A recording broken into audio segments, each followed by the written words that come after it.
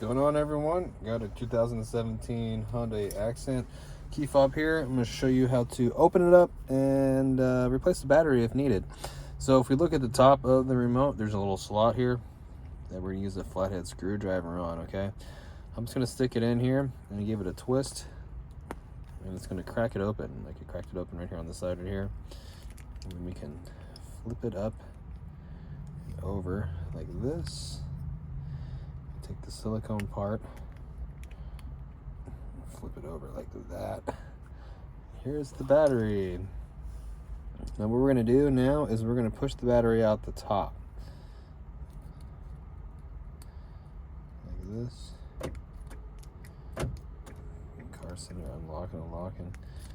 Alright, I'll show you what size the battery is.